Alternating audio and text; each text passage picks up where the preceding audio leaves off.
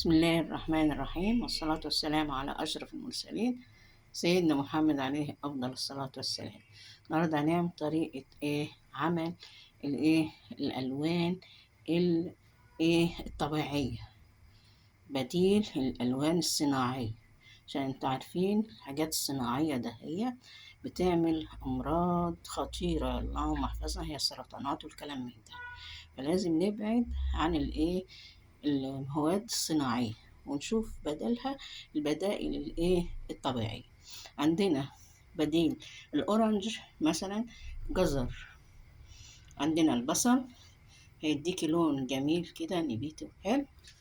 خلاص، أو عايزة تفتحيه خلاص تقللي قشر البصل، وممكن تعمليه طبعا كل ده يتغسل كويس قوي، مية مغلية يعني يكون معقم خلاص قبل ما تغليه.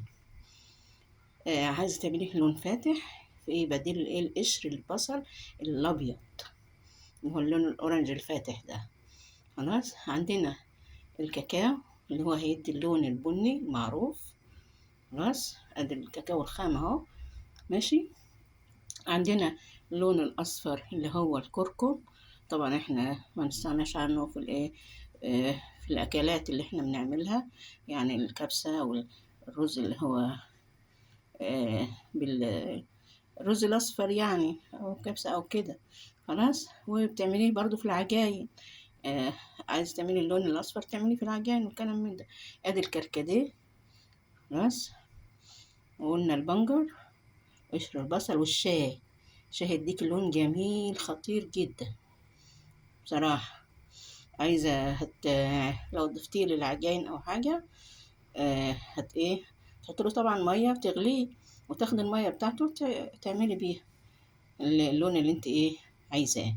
عندنا السبانخ اللي هو اللون الأخضر. خلاص، السبانخ ديت يعني ممكن خضرة، بس الخضرة هتديكي طعم لو حطيتيها في الحلويات وكده.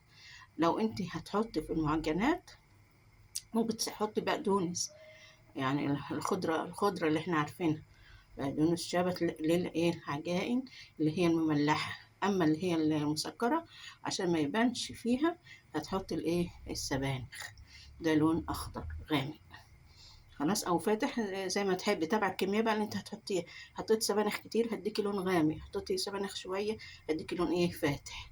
تمام، يبقى عندنا ألوان اهيت كتير مختلفة طبيعية. يلا بينا نطبق الكلام ده هو. خلاص، ناخدوها ونغليها، وناخدو ديت سبانخ هي مغسولة، أنا غسلاها هنقطعها ونعمل نحطها على النار ماشي. يعني حطينا السبانخ اهوت على النار، تاخد غلوة والتانية لحد ما اللون الأخضر اللي يعجبك كده. هناخدوها ونعملوها في الخلاط برضه. وادي الجزر قطعناه اهوت برضه، يغلي شوية، هنسيبهم يغلوا. تمام، وادي هنعمل البنج. ادي السبانخ اهيت.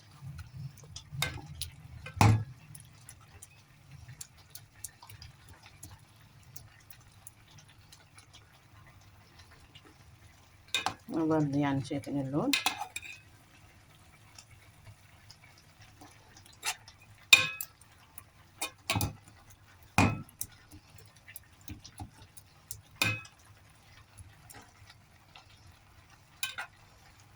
عملنا شوية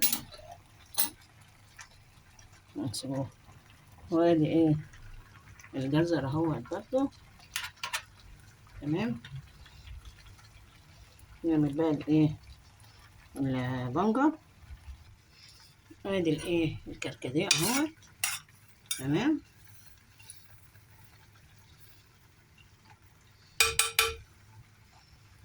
نعمله بقى لسه بقى البنجر.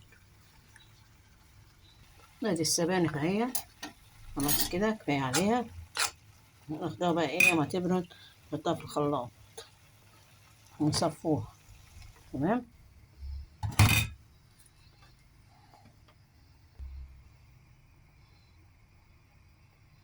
وادي البنجر. حطيت العروق على فكرة لان هي العروق بتطلع كمان لون، فقلت ايه خسارة. شايفين؟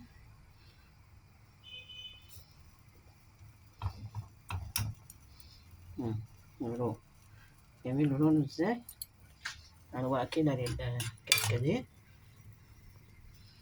الكركديه تلاقيه غامق كده ايه، هنبان عن الايه. مم. ده عشان تقيل برضه، لو خففتيها يديك اللون الوردي. مم.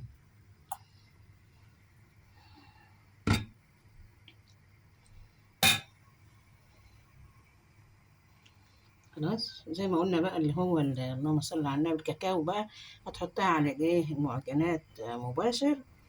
تمام.